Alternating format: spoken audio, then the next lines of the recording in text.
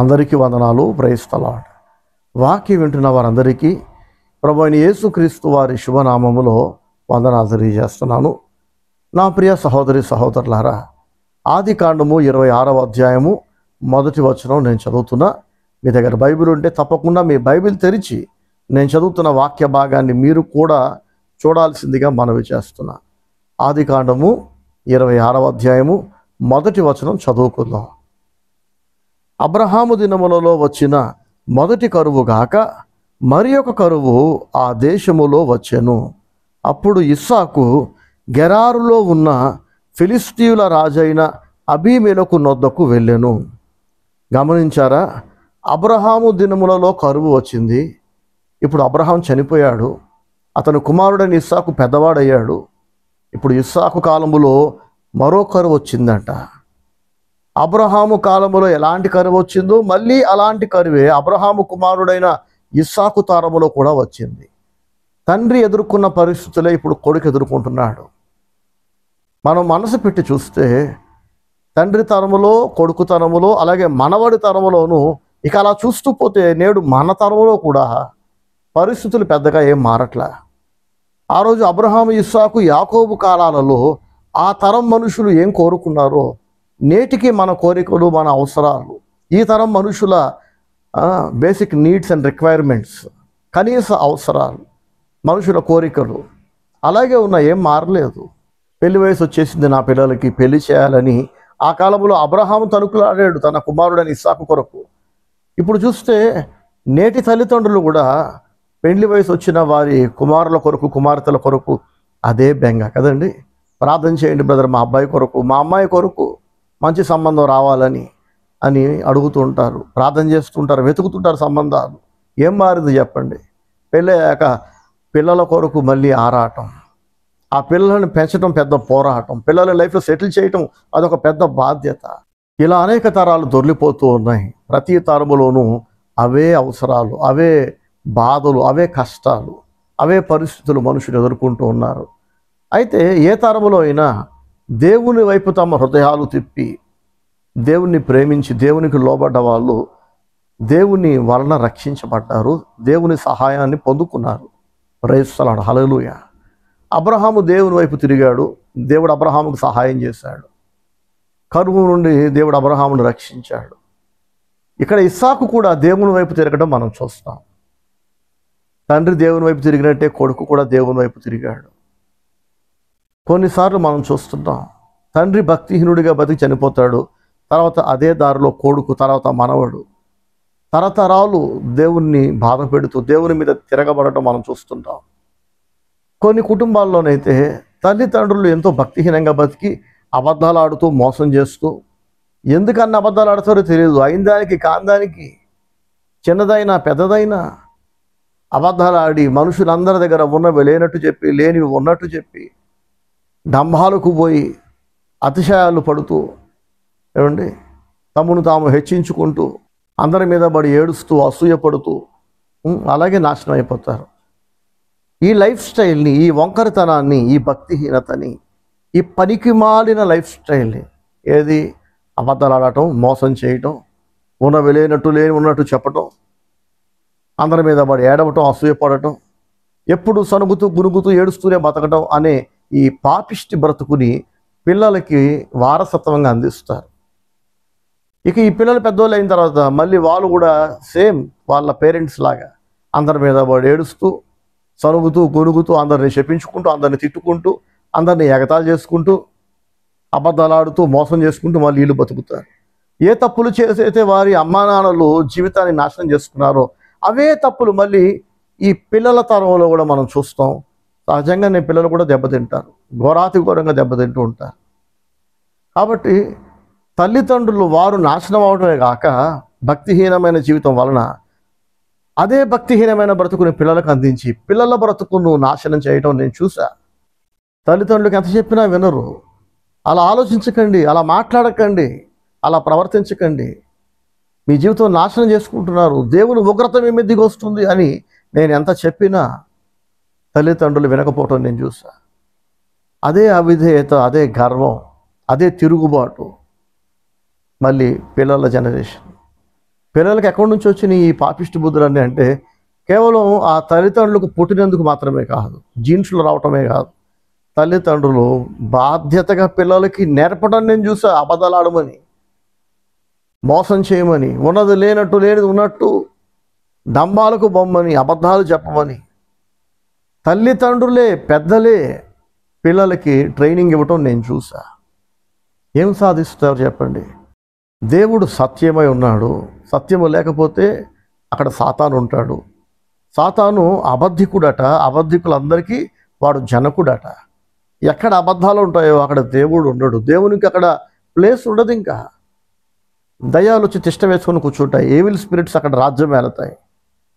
తల్లిదండ్రులు అబద్ధాలు ఆడి మనుషుల దగ్గర మోసం చేసి చిన్న చిన్న వాటికి అబద్ధాలు ఆడి దేవునికి భయపడకుండా వాళ్ళకి ఏదనిపిస్తే అది చేసి వాళ్ళకి రైట్ అనిపించింది అంతా చేసి దేవుణ్ణి దూరం చేసుకొని వాళ్ళ భవిష్యత్తును నాశనం చేసే దురాత్మలకు చోటిచ్చి ఆరోగ్యానికి దూరమై, మనశ్శాంతికి దూరమై, ఆర్థికంగా స్థిరపడకుండా అందరిలో నవ్వులు పాలైపోయి ఎన్నోసార్లు నన్ను అడుగుతుంటారు వచ్చి, ఎందుకు మా బతికిలా తగలడితే?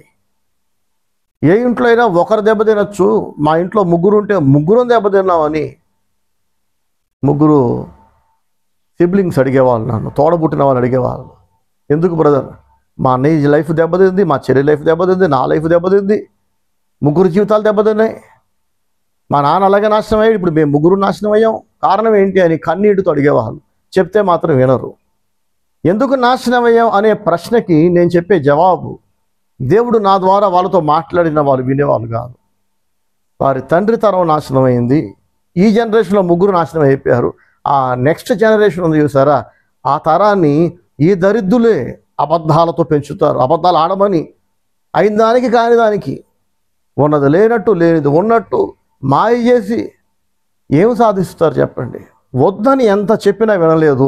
మూడవ తరాన్ని వాళ్ళలాగా తయారు చేస్తున్నారు. వాళ్ళలాగంటే దేవునికి దూరస్తులుగా, దయ్యాలకు నిలయంగా వారి బ్రతుకులు మార్చుకున్నారు. ఆ మూడవ తరములో అదే వంకరితనం, అవే అబద్ధాలు, అవే మోసాలు, దేవుని భయం లేని జీవితాలు, దేవునికి లోబడనొల్లని మనస్సు, దేవునికి భయపడకుండా లోకస్తులలాగా నిర్ణయాలు తీసుకోవటం, లోకాశలతో శరీరచ్చలతో రగిలిపోవటం చూసి బాధ అనిపించేది. ఇప్పుడు ఈ పిల్లల బ్రతుకేమవుతుందంటే వారి అమ్మా నాన్నల బతుకు ఏమైందో అదే అవుతుంది. వారి పూర్వీకుల బతుకు ఎలా తగలబడిందో వేరేది అలాగే తగలబడుతుంది. వారి తాతలు, తండ్రులు, మేనత్తలు ఎలా నాశనం అయ్యారో ఈ పిల్లల బతుకు కూడా అలాగే నాశనం అవుతుంది. కారణం ఏంటంటే 3 తరాలలో ఒకే రకమైన ఆలోచన విధానం, నిర్ణయాలు, మాటలు, బ్రతుకు. 3 తరాలలో దేవుని భయం లేదు.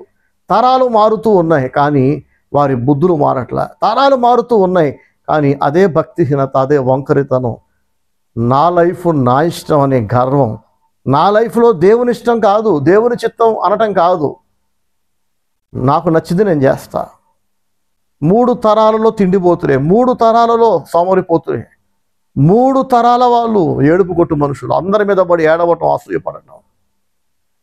ఈ వాక్యం వింటున్న మీరు ఒక క్షణం ఆలోచించండి. మీ తల్లిదండ్రులు దీవించబడ్డ వాళ్ళ, శపించబడ్డ వాళ్ళ? మీ అమ్మా నాన్నలు దేవుని వలన దీవించబడ్డారా? దేవుని దయ, దేవుని కృప వాళ్ళపై ఉన్నాయి? ఆలోచించండి. ఒకవేళ లేకపోతే ఏం చేసి వాళ్ళు దేవుని కృపకు దూరం అయ్యారు? జీవితం అంతా వాళ్ళు ఒకవేళ అసంతృప్తితో, అశాంతితో, సంతోషం లేకుండా సనుగుతూ, గొనుగుతూ, ఏడుస్తూ బతుకుతున్నట్లయితే రేపు మీ లైఫ్ కూడా అలాగే కావచ్చు. ఆలోచించండి. తల్లిదండ్రులు చేసిన మంచిని మనం రిపీట్ చేస్తే తప్పులేదు, కానీ తల్లిదండ్రులలో ఉన్న భక్తిహీనత, అవిధేయత, వంకరితనం, దేవుని కోపానికి చోటిచ్చే పిచ్చి వేషాలు మన దగ్గర ఉంటే జనరేషన్ మారుతుంది కానీ ఆ శాపం కంటిన్యూ అవుతూ ఉంటుంది. నా ప్రియ సహోదరి సహోదరులారా, మనం అనుకుంటూ ఉంటాం నా జనరేషన్ వేరు, మీ జనరేషన్ వేరు, కాబట్టి మీరు ఉన్నట్టు మేము ఉండాలంటే మా వల్ల కాదు. ఇవన్నీ పిచ్చి వేషాలు, పిచ్చి మాటలు. అదే ఆకాశం, అదే భూమి. అబ్రహాం చనిపోయాడు, ఇస్సాకు పెద్దోడయ్యాడు, కానీ అబ్రహాము దినములలో వచ్చిన కరువే మళ్ళీ వచ్చింది. ఆనాడు అబ్రహాం ఐగుప్తుకు పరిగెత్తాడు కరువు నుంచి తప్పించుకోవడానికి. ఇప్పుడు ఇస్సాకు ఫిలిస్తీన్ల దేశానికి పరిగెత్తాడట, కరువు నుంచి తనను తాను కాపాడుకోవడానికి. మన పూర్వీకుల కంటే మనమేం గొప్పవాళ్ళం కాదు, మనమేం తక్కువ కూడా కాదు. అవే అవసరాలు, అవే పరిస్థితులు, అవే కష్టాలు, అవే కోరికలు. ఇది మనసులో పెట్టుకోండి. మీ పూర్వీకులను ఒకసారి జ్ఞాపకం చేసుకోండి. వాళ్ళు దీవించబడ్డ వాళ్ళైతే వాళ్ళు ఏం చేసి దీవించబడ్డారో మనసు పెట్టి చూడండి. వాళ్ళు దేవునికి లోబడ్డ వాళ్ళైతే సంతోషం. మీరు లోబడండి, బాగుపడండి, దీవించబడండి. ఒకవేళ వాళ్ళలో దేవునికి చోటు లేకుండా, దేవుని భయం లేకుండా, మనశ్శాంతి, ఆరోగ్యం, సంతోషం, కాపుదల లేకుండా ఏదో బ్రతికేం అన్నట్టు బ్రతుకుతూ క్వాలిటీ లేని లైఫ్ బ్రతుకుతున్నట్లయితే మీకు అవసరమా దరిద్ర బ్రతుకు? మీకు అవసరమా ఆ శాపగ్రస్తమైన బ్రతుకు? మీ తల్లిదండ్రులే కావచ్చు, వాళ్ళు మీ తాతలు ముత్తాతలే కావచ్చు, కానీ వాళ్ళకున్న రోగాలు మీకెందుకు? వాళ్ళకున్న దరిద్రం మీకెందుకు? చెప్పండి. ఆ లైఫ్ స్టైల్ మీరు తెచ్చుకోకండి. వాళ్ళలాగా ఆలోచించకండి, వాళ్ళలాగా బ్రతకండి. దేవుని వైపు తిప్పండి మీ మనసు. దేవునికి భయపడండి, దేవునికి ఫస్ట్ ప్లేస్ ఇవ్వండి. తల్లిదండ్రులు కూడా పిల్లల్ని వాళ్ళ గుప్పెట్లో పెట్టుకునే ప్రయత్నం మానేయాలి. నా పిల్లలిద్దరిని నేను దేవునికి నచ్చినట్టు బతకమనే వారిని ప్రేరేపిస్తూ వస్తున్నా. వారు చిన్నప్పటి నుంచి కూడా, నాన్న దేవుడు చూస్తున్నాడు, దేవుడు లెక్క అడుగుతాడు, దేవునికి లెక్క చెప్పాలి, ఇలా దేవునికి భయపడమనే వారి ఊహ తెలిసినప్పటి నుంచి నేను నా పిల్లలకు నేర్పుతూ వచ్చా. నాకు నచ్చినట్టు నేను వాళ్ళని పెంచలేదు. మా నాన్నకు నచ్చినట్టు, మా తాతకు నచ్చినట్టు, ఇది మన కులాచారం, మన వంశాచారం, బోడాచారం అని చెప్పి ఈ పనికి మాలిన విషయాలు నా పిల్లల తల నిండా నేను నింపలేదు. వారికి ఊహ తెలిసినప్పటి నుంచి ప్రార్థించటం, పాటలు పాడటం, బైబిల్ చదవటం, దేవునికి భయపడటం నేను నేర్పించా. తల్లిదండ్రులందరూ నేర్పించాలి. పిల్లల హృదయాలు మన వైపు తిప్పుకోకూడదు. మనకు నచ్చినట్టు మన పిల్లల మనసును తిప్పుకుంటే మనకంటే దౌర్భాగ్యులు ఇంకెవరు ఉండరు. ఏదో ఒకరోజు ఈ లోకాన్ని విడిచిపెట్టి దేవుని దగ్గరికి వెళ్ళినప్పుడు దేవుడు తాంతాడు పట్టుకొని, నీకేం హక్కు ఉందిరా నీ పిల్లల్ని పూర్తిగా నీకు నచ్చినట్టు, నువ్వే ఒక పనికి మాలినోడివి, నువ్వే ఒక పనికి మాలిందానివి, నీకే భక్తి లేదు, నువ్వే దేవునికి లోబడవు, నీలో ఏ మంచి ఉందని, నిన్ను చూసి ఏం నేర్చుకోవాలని నీ పిల్లలు వాళ్ళ మనసు నీ వైపు తిప్పావు. నీ అడుగు జాడలో ఎందుకు నడిపించావు నీ పిల్లల్ని? వాళ్ళ బ్రతుకు ఎందుకు నాశనం చేశావు? ఆ పాపిష్టి నిర్ణయాలు, ఈరోజు ఆ పిల్లలు తీసుకుంటున్న పిచ్చి నిర్ణయాలు, ఆ పిల్లల బ్రతుకుల్లో కనబడుతున్న శాపానికి కారణం ఓ తల్లిదండ్రులారా మీరే అని దేవుడు ఎంతోమంది తల్లిదండ్రులను డబల్ శిక్షకు పాత్రలు ఎంచుతాడు దేవుడు. ఇది కూడా తప్పే. నా పిల్లలు నా ఇష్టం, నాకు నచ్చినట్టు పెంచుతా అని ఆలోచించే ప్రతి తల్లి, ప్రతి తండ్రులు నరకాగ్నికి పాత్రులు కాదు, రెట్టింపు నరకాగ్నికి పాత్రులు, రెట్టింపు శిక్షకు పాత్రులు వాళ్ళు. నా పిల్లల్ని నాకు నచ్చినట్టు కాదు, దేవునికి నచ్చినట్టు పెంచాలి. నాకు ఎన్నైనా కోరికలు ఉండొచ్చు, కానీ ఫస్ట్ ప్లేస్ వాళ్ళు దేవునికి ఇవ్వాలి. బైబిల్లో ఏది ఉందో దానికి ఫస్ట్ ప్లేస్ నా పిల్లలు ఇవ్వాలి.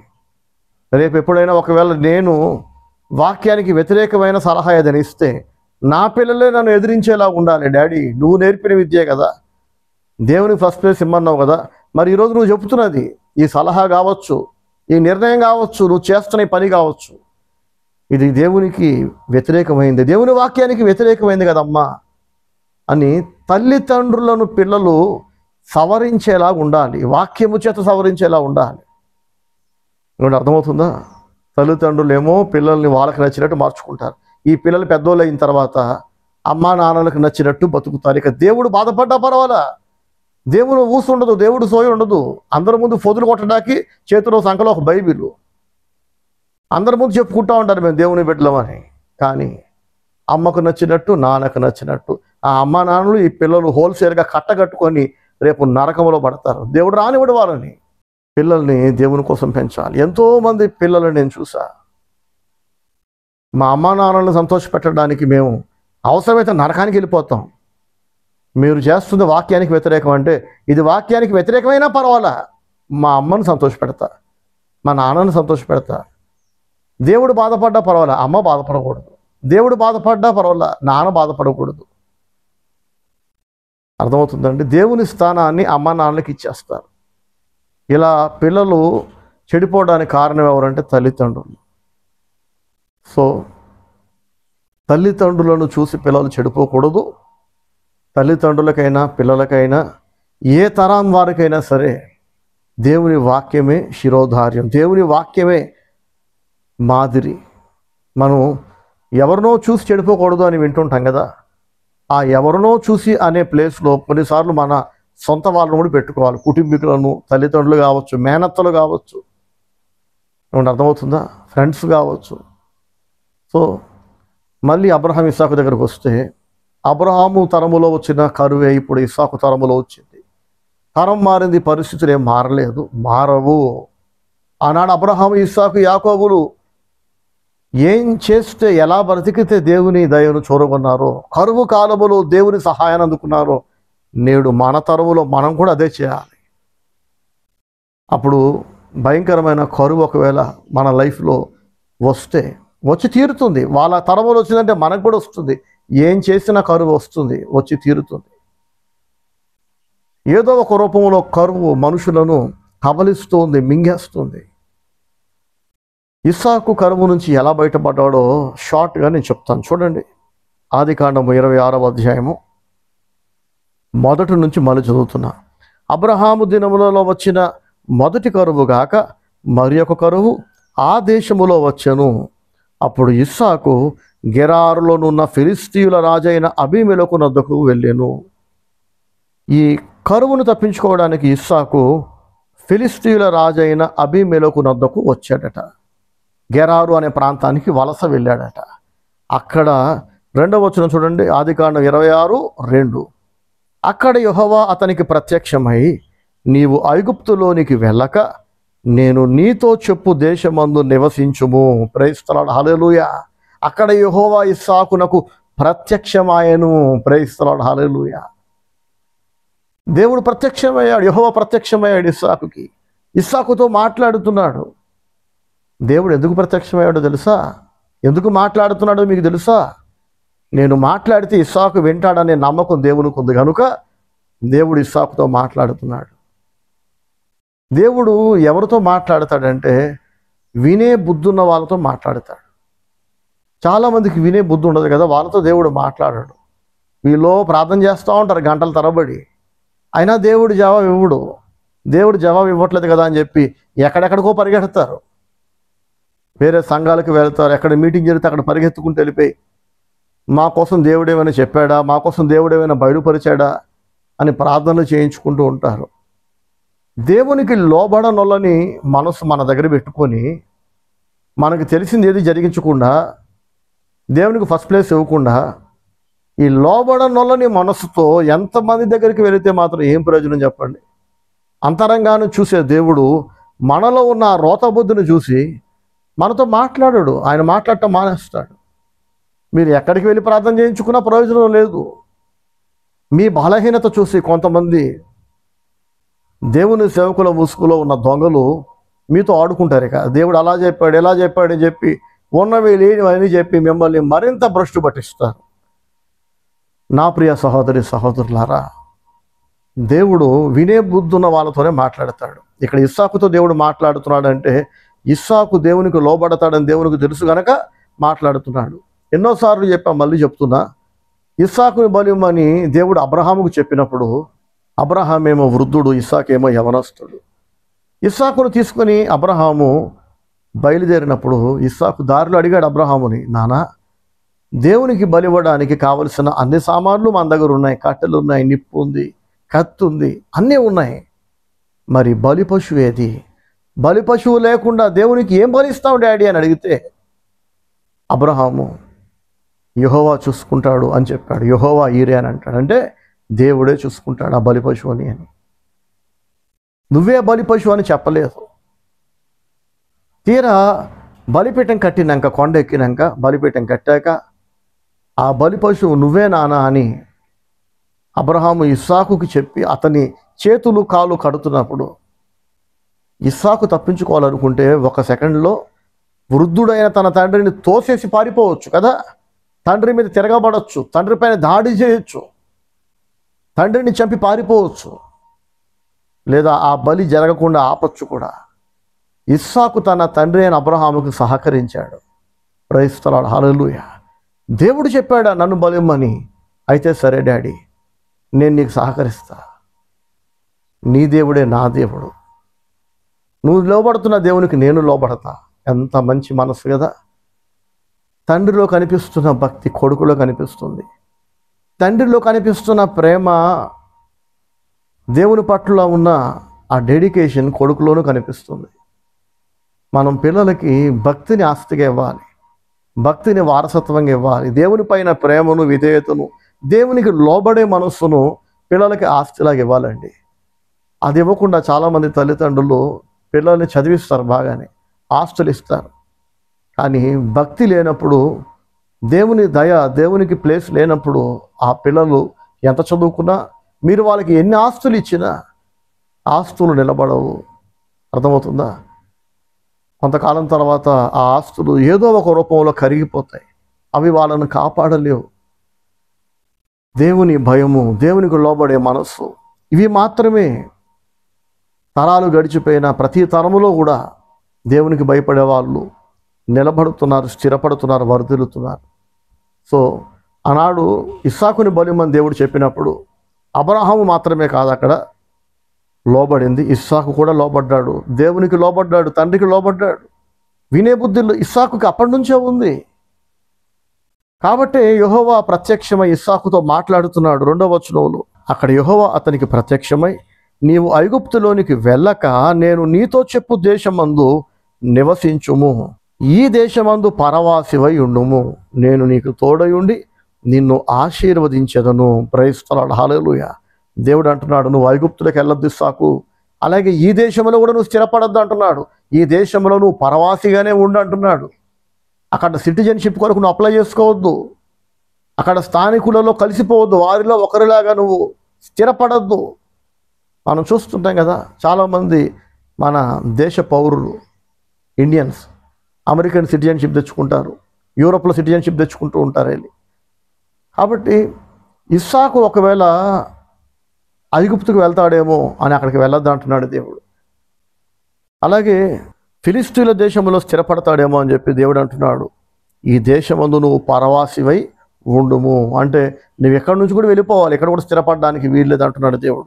ఇంకేమంటున్నాడు, ఏలయనగా నీకును నీ సంతానమునకును ఈ దేశములను ఇచ్చి నీ తండ్రి అయిన అబ్రహాముతో నేను చేసిన ప్రమాణము నెరవేర్చి ఆకాశ నక్షత్రముల వలె నీ సంతానమును విస్తరింపజేసి ఈ దేశములన్నీ నీ సంతానమునకు ఇచ్చేదను. నీ సంతానము వలన సమస్త భూలోకములోని సమస్త జనులు ఆశీర్వదింపబడుదురు. ఏలయనగా అబ్రహాము నా మాట విని నేను విధించిన నా ఆజ్ఞలను, నా కట్టడలను, నా నియమములను గైకొనెనని చెప్పాను. ప్రైజ్ ది లార్డ్, హల్లెలూయా. ఈ వాక్యం నాతో పాటు మీరందరూ రిపీట్ చేయాలని నాశపడుతున్నా. నేను చదువుతుంటా, నా వెనక అందరూ పలకండి. ఆదికాండము 26వ అధ్యాయము 5వ వచనం. ఏలయనగా అబ్రహాము నా మాట విని నేను విధించిన నా ఆజ్ఞలను, నా కట్టడలను, నా నియమములను గైకొనెనని చెప్పాను. ప్రైజ్ ది లార్డ్, హల్లెలూయా. అబ్రహాము గురించి దేవుడు సాక్ష్యం ఇస్తున్నాడు. అబ్రహాము నా మాట విన్నాడు, నా ఆజ్ఞలను, నా విధులను, నా కట్టడలను, నా నియమాలను నీ తండ్రి అయిన అబ్రహాము గైకొన్నాడు. నువ్వు కూడా లోబడతావని, నువ్వు కూడా వాటిని జరిగిస్తావని నేను నమ్ముతున్నా. కాబట్టి నీతో మాట్లాడుతున్నాను, నిన్ను ఆశీర్వదిస్తా, నీ తండ్రికి చేసిన వాగ్దానాలన్నీ నీ లైఫ్లో నేను నెరవేరుస్తా అంటున్నాడు దేవుడు. ఎంత ఆశీర్వాదకరమైన లైఫ్ ఇస్సాకు బతుకుతున్నాడు చూసారండి. దేవుడు మాట్లాడుతున్నాడు మనతో కూడా. దేవుడు ఇలా మాట్లాడేలాగా మనం బ్రతకాలి. లోబడే వారితోనే దేవుడు మాట్లాడతాడు, లోబడే వారినే దేవుడు దర్శిస్తాడు. ఎంతోమందికి దర్శనం లేకపోవడానికి, దేవుని దగ్గర నుండి రెస్పాన్స్ లేకపోవడానికి కారణం వారి అవిధేయత, వారి తిరుగుబాటు, నా లైఫ్ నా ఇష్టం అనే మనస్తత్వమే కారణం అండి. ఆదికాండము 26వ అధ్యాయం 12వ వచనంలో మనం చూస్తే, ఇస్సాకు ఆ దేశమందున్నవాడై విత్తనము వేసి ఆ సంవత్సరము 100 ఫలము పొందెను. యెహోవా అతనిని ఆశీర్వదించెను కనుక ఆ మనుషుడు గొప్పవాడాయను. అతడు మిక్కిలి గొప్పవాడగు వరకు క్రమముగా అభివృద్ధి పొందుచూ వచ్చెను. అతనికి గొర్రెల ఆస్తియు, గొడ్ల ఆస్తియు, దాసులు, గొప్ప సమూహమును కలిగినందున ఫిలిస్తీయులు అతని యందు అసూయపడిరి. గమనించండి, ఇస్సాకు ఆ దేశమందున్నవాడై విత్తనము వేసి ఆ సంవత్సరము 100 ఫలము పొందును అని వ్రాయబడి ఉంది. స్థానికులు కూడా పంటలు పండించడానికి ప్రయత్నం చేస్తున్నారు ఫిలిష్తీయుల దేశంలో. కానీ అక్కడున్న స్థానికులకు దొరకని అభివృద్ధి, విస్తారమైన పంట ఎక్కడి నుండో పరాయి వాడిగా వచ్చిన ఇస్సాకుకు మాత్రం దొరుకుతుంది. ఇస్సాకు ఆ సంవత్సరం విత్తనం వేస్తే 100 పంట వచ్చిందంట. మిగతా వాళ్ళకి రావట్లే, స్థానికులకి. అందరికీ ఆశ్చర్యం కలుగుతుంది. తర్వాత అసూయ కలిగింది. వీడెవడో బయటోడు, పరాయోడు, పరవాసిగా మా మధ్యలో ఉంటున్నాడు, స్థానికులమైన మాకు తెలియని విషయాలు వీడికి ఎలా తెలుస్తున్నాయి, మాకు రాని అభివృద్ధి, మాకు రాని పంట వీడికి ఎలా దొరుకుతుంది అని మొదట ఆశ్చర్యపడ్డారు, తర్వాత అసూయ పడ్డారట. అసూయ ఎప్పుడు వస్తుందండి? వాడు మాకంటే బాగున్నాడు, మాకంటే అభివృద్ధి చెందుతున్నాడని మనుషులు భయపడ్డప్పుడు అసూయ వస్తుంది కదా. ఇస్సాకు మీద అసూయ పడ్డారట. అయితే దేవుని వాక్యం అంటుంది, యెహోవా అతని ఆశీర్వదించను కనుక ఆ మనుషుడు గొప్పవాడాయను. ఇది నిజము, ఇది సత్యం, వాస్తవం. దేవుడు దీవించటం వలన ఆ సంవత్సరం 100 పంట ఇస్సాకు పొందుకున్నాడు. తన తెలివి కాదు, తన కష్టము కాదు. సో ఈ దేవుడు ఎవరిని దీవిస్తే వాళ్ళు 100 పంట పొందుకుంటారు. దేవుని ఆశీర్వాదం లేనప్పుడు మనం ఎంత కష్టపడ్డా 10% ప్రాఫిట్ కూడా మనకి రాదు.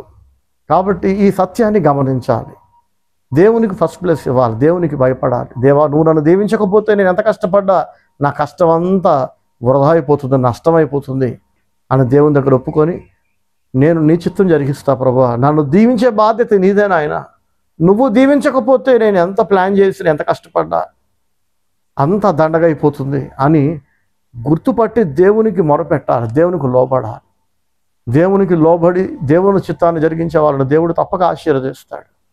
సో పరవాసిగా ఉన్న ఇస్సాకు అక్కడున్న స్థానికుల కంటే ఎక్కువ దీవించబడ్డాడు, అభివృద్ధి చెందాడు. ఎందుకంటే దేవుడు దీవించబట్టి అతడు మిక్కిలి గొప్పవాడగు వరకు అని రాస్తుంది. చూసారా ఎంత గొప్పవాడైపోయాడంటే, అతడు మిక్కిలి గొప్పవాడగు వరకు క్రమముగా అభివృద్ధి పొందుచూ వచ్చెను.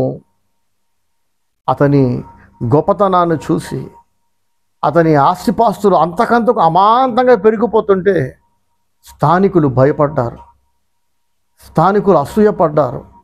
చివరికి ఆ దేశపు రాజు నేరుగా వచ్చి, రాజుగారే నేరుగా వచ్చి అంటారు, చూడండి ఇస్సాకుతో 16వ వచనం, అబీమెలెకు అంటున్నాడు, నీవు మాకంటే బహుబలము గలవాడవు గనుక.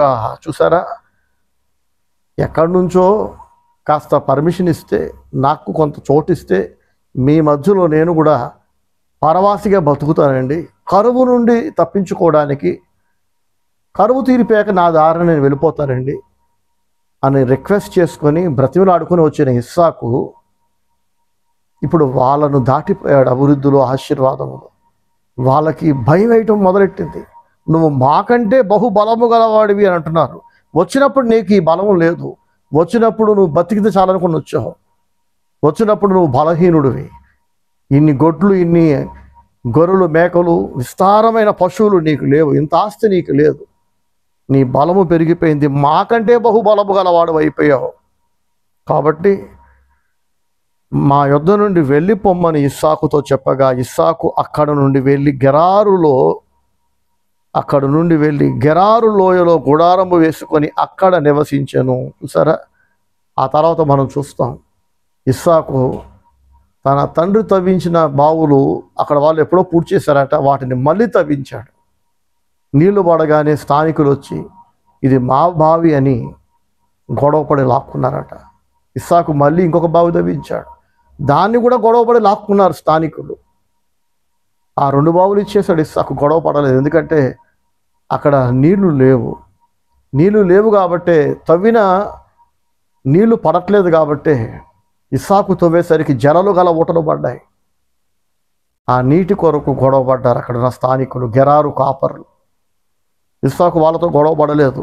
గొడవ పడితే వాళ్ళని తన్ని తోలేయగలడు, అంత బలవంతుడు అయిపోయాడు, వాళ్ళకంటే బహుబలము గలవాడు అయిపోయాడు. కానీ గొడవ పడడానికి ఇష్టపడలేదు ఇస్సాకు. నీళ్లు లేవనే కదా వాళ్ళు బ్రతిమలాడుతున్నారు, లేదా గొడవ పడుతున్నారు, లాక్కుంటున్నారు. కాబట్టి ఆ నీటిని, ఆ జలలు గల ఓటలు పడ్డ బావులను వాళ్ళనే తీసుకొని అని జాలిపడి ఆ బావులు గెరారు కాపర్లకు వదిలేశాడట. జాలిపడ్డాడు, అర్థం చేసుకున్నాడు. కరువులో చనిపోవలసిన నాకు ఇక్కడ వాళ్ళు చోటిచ్చారు, నేను దీవించబడ్డా, కాబట్టి వాళ్ళ వల్ల నేను మేలు పొందాను. ఇప్పుడు నా వల్ల వాళ్ళు కూడా బాగుపడిని, నేను తవ్విన బావిలోని నీళ్లు వాళ్ళు కూడా తాగని, వాళ్ళ పశువులు తాగని అని వాళ్ళకి బావులు అప్పగించేశాడు. వాళ్ళకంటే బహుబలము గలవాడు కదా, వాళ్ళని ఓడించగలడు. కానీ వాళ్ళని ఓడించలేదు, గొడవ పడలేదు. ఏ బావి కోసమైతే అక్కడ వాళ్ళు పోరాడుతున్నారో వాళ్ళకి అప్పగించేశాడు. ఎంత మంచి మనస్సు కదా. చాలామంది చూడండి, చిన్న చిన్న వాటికి ఎప్పుడెప్పుడు గొడవ పడదామని సిద్ధంగా ఉంటారు, కాలు దువ్వుతుంటారు, కయ్యానికి కాలు దువ్వుతుంటారు గొడవ పడడానికి.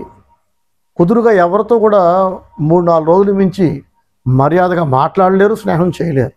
ఎంతో ప్రేమగా ఉన్న వాళ్ళతో కూడా గొడవ పడుతూ ఉంటారు. ప్రేమగా మాట్లాడే వాళ్ళు కూడా మీదకొచ్చి తన్నేలాగా పరిస్థితులు మార్చుకుంటారు. కానీ ఇక్కడ ఇస్సాకు గొడవ పడే వాళ్ళతో కూడా ప్రేమగా మాట్లాడుతున్నాడు.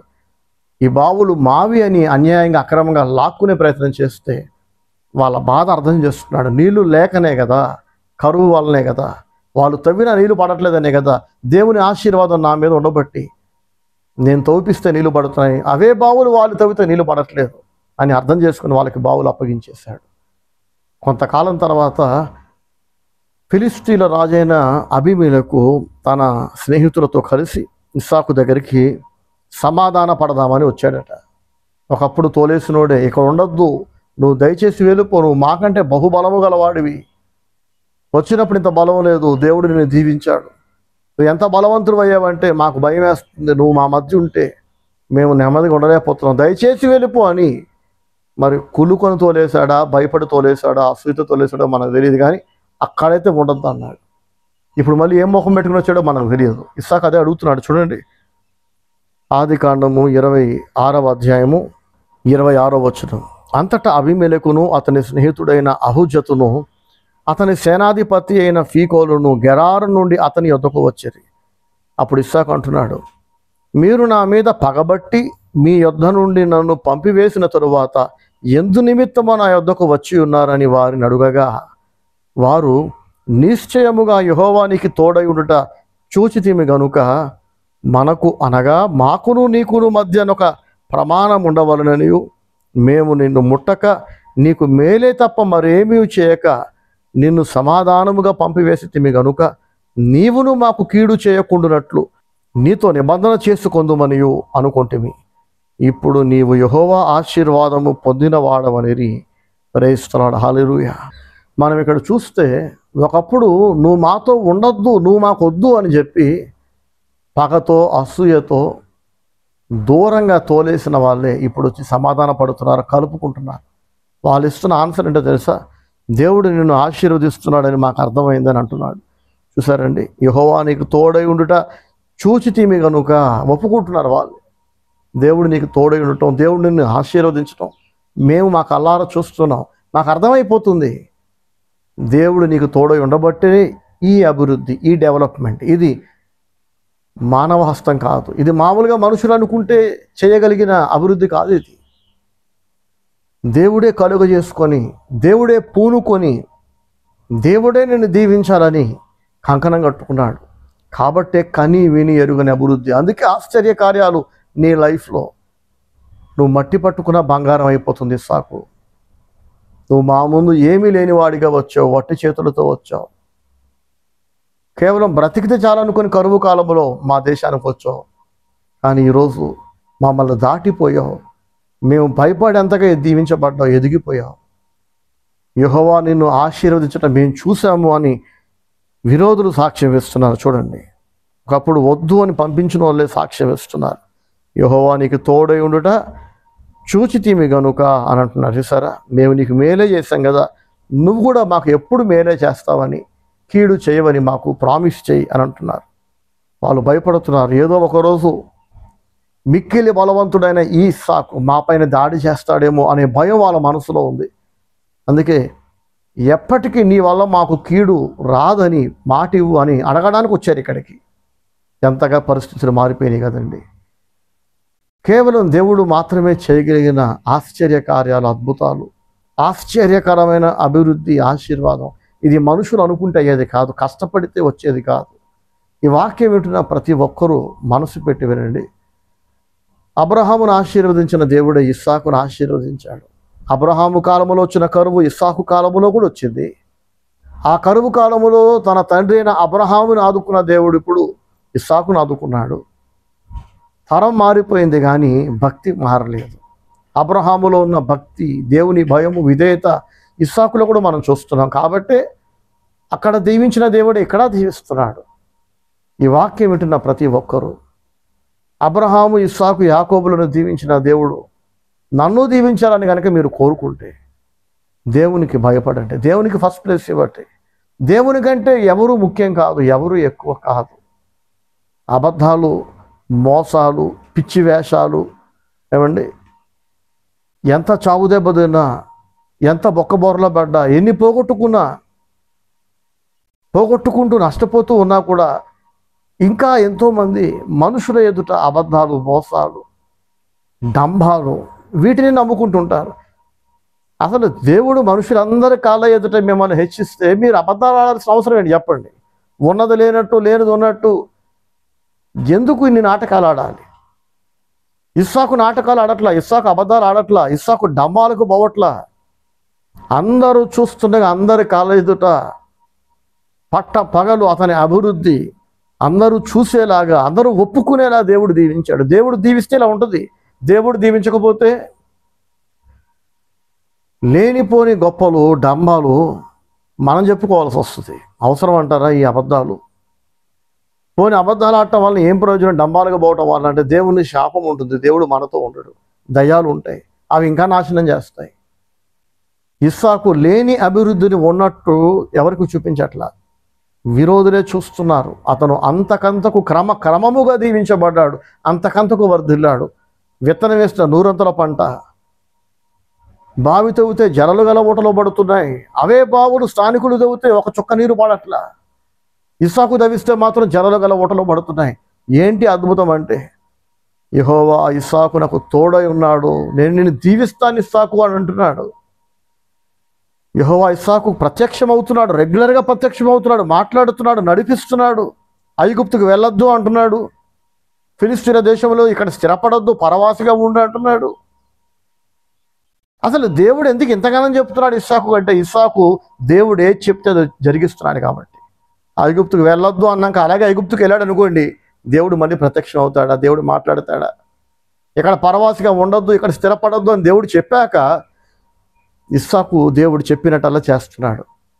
ఒకవేళ దేవుడు ఇక్కడ స్థిరపడొద్దు అన్నాక అక్కడే స్థిరపడితే నెక్స్ట్ దేవుడు మాట్లాడు. ఇంకా దేవుడు చెప్పింది చెప్పినట్టు ఇస్సాకు జరిగిస్తున్నాడు. ఇస్సాకు లోబడుతున్నాడు కాబట్టే మళ్ళీ దేవుడు మాట్లాడుతున్నాడు, మళ్ళీ లోబడుతున్నాడు ఇస్సాకు. నెక్స్ట్ ఈ సిరీస్ కంటిన్యూ అవుతుంది. ఇలాగా ఈ బంధం అంతకంతకు బలపడుతుంది. కొంతమందితో మాట్లాడితే బీపీ పెరిగిపోతుంది, ఇరిటేషన్ వచ్చేస్తుంది. మనం ఏం చెప్తే దానికి రివర్స్ చేస్తారు. అలాగే బ్రదర్, అలాగేనండి, అలాగే అబ్బో తలకాయ చూపుతారు కొండపల్లి బొమ్మలాగా మన ముందు మనల్ని ఇంప్రెస్ చేయడానికి. అన్నీ చెప్పినట్టు వినేసినట్టే తెగనట్టిస్తారు. వెనకాలకి వెళ్ళిపోయి వాళ్ళు చెప్పినట్టు మనం ఎందుకు చేస్తాం? పాస్టర్లు 100 చెప్తారు, మన కుదిరిది మనం చేస్తాం కానీ ఆయన చెప్పినని మనం చేస్తామా? ఈ దరిద్రపు మొహాలే మళ్ళీ తర్వాత ఉసూరు మాట ఏడిపోక వేసుకొని దేవుడు ఎందుకు మమ్మల్ని దీవించట్లా, దేవుడు ఎందుకు మమ్మల్ని కనికరించట్లా? నీ బ్రతుకులో ఎన్నడైనా దేవునికి యథార్థంగా లోబడితే కదా దేవుడు దీవించేది. ఆయనకి పక్షపాతం లేదు. అబ్రహాము, ఇస్సాకు, యాకోబులను దీవించిన దేవుడు, ఆ దేవుని పైన నేను కూడా ఇవాళ ఆధారపడి బతుకుతున్నా. దేవుడే నాకు ఆధారం, మనుషులు కాదు. దేవునికి భయపడి బతుకుతున్నా. ప్రతి అడుగు, ప్రతి నిర్ణయం, ప్రతి కదలిక దేవుణ్ణి అడిగి దేవుని చిత్తానుసారంగా మాత్రమే నేను చేస్తాను. మనుషులు కాదు నన్ను నడిపించేది. దేవునికి భయపడుతున్నా, దేవునికి లోబడుతున్నా, ప్రశాంతంగా బ్రతుకుతున్నా, నా పని నేను చేసుకుంటూ ముందుకెళ్తున్నా. చాలామంది వస్తుంటారు, కొంతమంది వెళ్ళిపోతుంటారు. ఏది కూడా నన్ను ఎఫెక్ట్ చేయదు, ఏది కూడా నన్ను కదిలించదు. వచ్చిన వాళ్ళని బట్టి ఎక్కువ సంతోషపడిపోను, వెళ్ళిపోతున్న వాళ్ళని బట్టి అస్సలు కదిలించబడను, కృంగిపోను. దేవుడు ఉన్నాడు నాతో, దేవుడు నాకు చాలు. దేవునికి లోబడకుండా, దైవజనుడికి లోబడకుండా, లోబడుతున్నట్టు నటించే వాళ్ళు ఎలా బాగుపడతారు చెప్పండి? లోబడుతున్నట్టు మనుషులందరినీ నమ్మిస్తే ఎవరికి నష్టం చెప్పండి కదా? కాబట్టి వాక్యం ముగించే ముందు మరోసారి నేను చెప్తున్నాను, నువ్వు ఐగుప్తుకు వెళ్ళొద్దంటే వెళ్ళలేదు ఇస్సాకు. ఇక్కడ స్థిరపడద్దు గెరారులో అంటే స్థిరపడలేదు. దేవుడు చెప్పిందల్లా విన్నాడు. కాబట్టి గతంలో చెప్పింది ఇతను చేశాడు కాబట్టి మళ్ళీ దేవుడు ఇంకొక విషయం మాట్లాడుతున్నాడు. ఇది కూడా లోబడితే నెక్స్ట్ ఇంకొకటి దేవుడు మాట్లాడతాడు.